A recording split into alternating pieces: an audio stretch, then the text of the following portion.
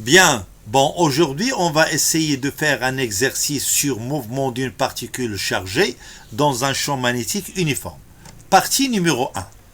Bien, un faisceau d'électrons pénètre avec une vitesse initiale V0 verticale où règne un champ magnétique B uniforme perpendiculaire à V0. Voilà le schéma. Donc, pour décrire le mouvement de la particule dans le référentiel du laboratoire, supposé galiléen, choisissons un repère orthonormé ROIJK tel que B est égal à BK. Bien, premièrement, déterminer l'expression de la force de Lorentz. Deuxièmement, en appliquant la deuxième loi de Newton, montrer que AG est égal à Q sur M V vectoriellement B. Troisièmement, par projection sur le plan OX, OY, EZ, montrer que AG possède trois composantes AGX, AGY et AGZ. Quatrièmement, en appliquant les conditions initiales, déterminer les équations horaires du mouvement x de t, y de t, et à la fin, cinquièmement, en déduire l'équation de la trajectoire y égale à f de x.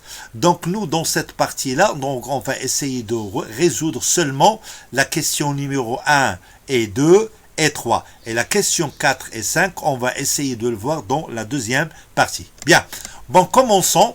Un faisceau d'électrons pénètre avec une vitesse initiale V0 verticale où règne un champ avec sans S magnétique B uniforme perpendiculaire à V0. Premièrement, déterminer l'expression de la force de Lorentz, d'accord? Bon, le schéma est la suivante.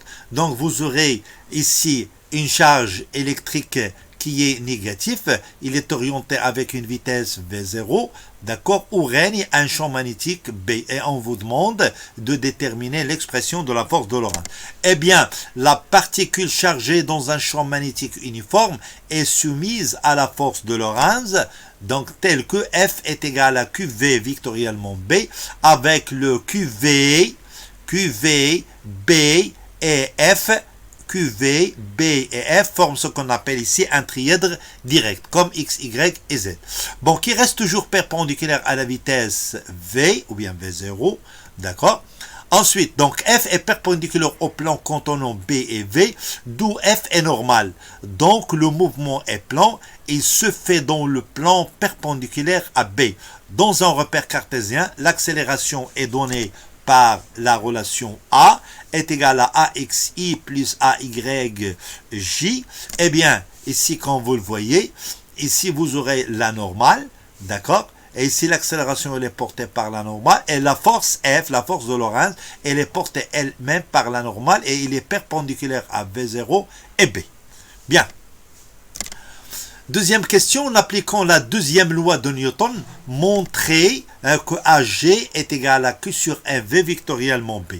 Eh bien, la deuxième loi de Newton nous donne la somme des forces extérieures est égale à M à G. Bon, puisque le faisceau d'électrons, ou bien la particule chargée, il est soumis à la force de Lorentz et le poids du faisceau, d'accord? Puisque le poids, il est négligeable devant la force de Lorentz, donc je peux dire à ce moment-là que F de Lorentz, elle est très grande devant le poids de l'électron, c'est pour cela qu'on néglige le poids des électrons. Donc, or, la particule est soumise à une seule force qui est la force de Lorentz, donc on aura à ce moment-là QV vectoriellement B est égal à M à G. Voilà, on divise ici par M, voilà, d'où vous aurez ici AG est égal à Q sur M, V vectoriellement B.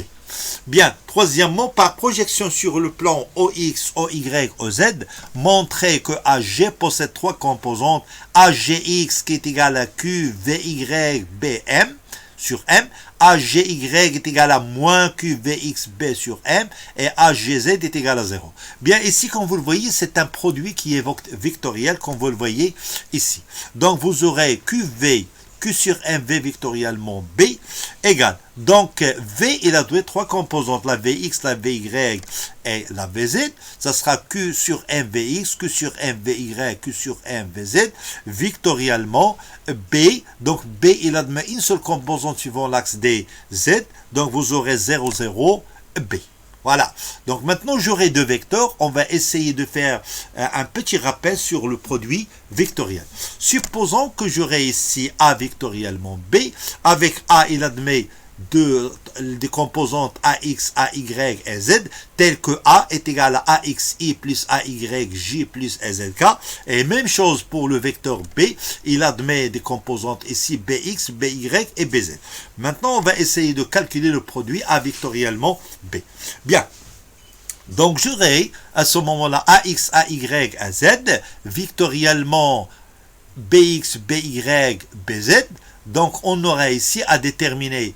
Donc, premièrement, je vais assurer AX, BY, il vous reste le déterminant, voilà, AY, BZ, moins BY, AZ suivant I, d'accord, là voilà. Ensuite, suivant Y, je vais barrer, je vais répéter le même, je vais barrer AY, BY, et il vous reste le déterminant, moins AX, BX, AZ, BZ, voilà, et j'aurai c'est AX, BZ, moins BX AZ, et vous aurez ces moins AX BZ moins AZ BX porté par Y, porté par J. D'accord? Ensuite, j'aurai AX, je le répète, le même, et maintenant j'aurai AZ. D'accord? Et il vous reste le déterminant ici, c'est AX BY, d'accord, moins BXAY porté par K, et vous aurez ici AXPY moins AYBX porté par K. Maintenant, je ferai la somme de tout, donc ça sera A vectoriellement B est égal à AX, le déterminant porté par I, moins le déterminant porté par J, moins le déterminant porté par K, c'est-à-dire je ferai la somme des trois vecteurs I, J et K. Voilà, je le remplace par sa valeur. Voilà, et vous aurez A vectoriellement B est égal I et J et K. Voilà, je viens seulement de prendre ce qui a été déterminé précédemment. Bien, maintenant cette expression-là, je vais essayer de le reproduire ici pour Q sur M, V vectoriellement B. Bon, je vais barrer ici la première, Q sur M, V, donc il vous reste le déterminant. Quand vous le voyez ici, ça sera QVYB moins, voilà, le deuxième pour G, et pour Z, vous aurez 0. D'accord? Donc, vous aurez à ce moment-là, ça sera Q sur M vectoriellement B égale Q sur M BVYI moins, ça ici vous aurez 0. La deuxième, c'est moins Q sur MVXB. D'accord, moins 0, et ici vous aurez sur l'axe des Z, vous aurez 0. Donc à ce moment-là, je peux écrire à ce moment-là que j'aurai Q sur M, V, vectoriellement B est égal à A, c'est-à-dire vecteur. Avec A, nous avons dit que AGXI plus AGY, donc par comparaison ici, je peux écrire que AG, il admet deux composantes, AGX et AGY.